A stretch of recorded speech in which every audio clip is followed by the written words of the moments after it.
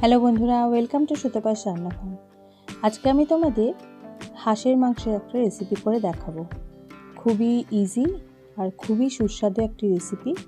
তো ভিডিওটা স্কিপ না করে সঙ্গে থাকো আর দেখতে থাকো আমি কিভাবে এটা বানাই। তাহলে চলো দেরি না করে রেসিপিটা শুরু করা যাক। এখানে আমি 1 কেজি হাঁসের মাংস নিয়ে নিয়েছি। আর মাংসটা দেখতেই পাচ্ছ একটু চর্বিওয়ালা।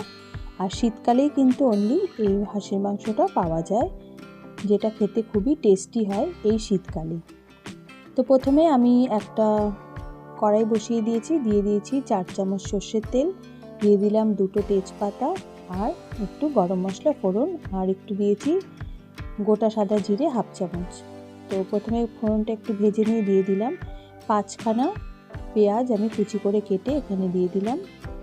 তো প্রথমে পেঁয়াজটা আমি খানিকক্ষণ ভেজে নেব, খুব কড়া করে ভাজবো না, জাস্ট পেঁয়াজটার একটু রঙটা চেঞ্জ হবে, একটু সফট হবে, সেই পর্যন্ত ভেজে নিয়ে তারপরে দিয়ে দিচ্ছি আমি আদা রসুন বাটা। এখানে সমপরিমাণ আদা আর সমপরিমাণ রসুন নিয়ে নিয়েছি, প্রায় 3 চামচ মতন আদা রসুনের পেস্ট আমি এখানে দিয়ে দিলাম।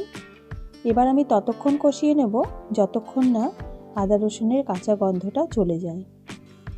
তো বেশ খানিকক্ষণ আমি এখানে ভেজে নিয়েছি, আঁচটা কিন্তু মিডিয়ামে ছিল। এবার দিয়ে দিচ্ছি 2 চামচ কাঁচা লঙ্কার পেস্ট। এবার এটা দিয়েও খানিকক্ষণ একটু কষিয়ে নেব।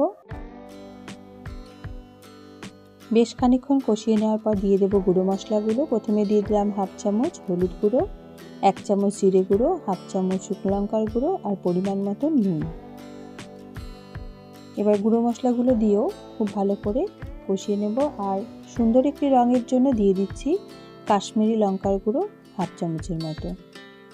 এবার সবগুলো উপকরণ একসাথে খুব ভালো করে কষিয়ে নেব যতক্ষণ পর্যন্ত না খুব সুন্দর করে মশলা থেকে তেল ছেড়ে আসে।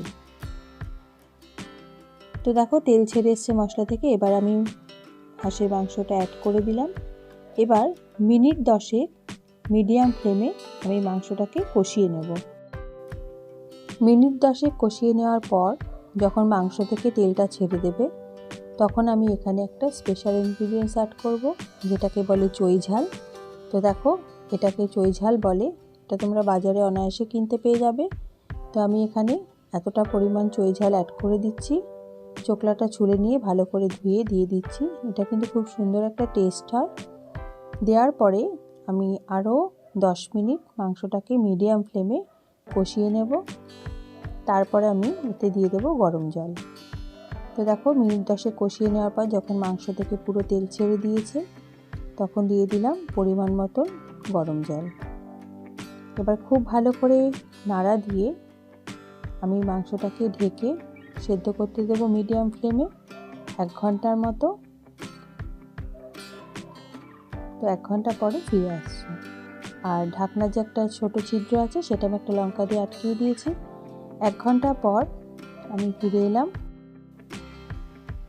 ঝোলটা প্রায় শুকিয়ে গেছে আর সম্পূর্ণ দেখো মাংসের কিন্তু চর্বির তেল ছেড়ে দিয়েছে। এবারে আমি প্রেসার কুকারে দিয়ে 5টা সিটি মেরে নেব। তো দিয়ে দিলাম প্রেসার কুকারে। এবার 5টা সিটি মেরে নিয়েছি। এবার আমি এতে দিয়ে দেব একটু শাহি গরম মশলা 1/2 চামচ মতো। তারপরে খুব ভালো করে নেড়ে নামিয়ে নেব, আর নামিয়ে আমি সার্ভ করে দেব। এটা রুটির সাথে খেতে কিন্তু অপূর্ব লাগে, তোমরা অবশ্যই ট্রাই করে দেখো। আর আশা করি আমার আজকের ভিডিওটি তোমাদের ভালো লেগেছে। তো চটজলদি ইজি এই রেসিপিটা একবার অবশ্যই বাড়িতে ট্রাই করে দেখার অনুরোধ রইল। আর আমাকে কমেন্ট করে জানিও তোমাদের কেমন লেগেছে। তাহলে বন্ধুরা আজ এই পর্যন্তই, দেখা হবে আগামী পর্বে নতুন একটা রেসিপির সাথে। তোমরা ভালো থেকো, সুস্থ থেকো, ধন্যবাদ।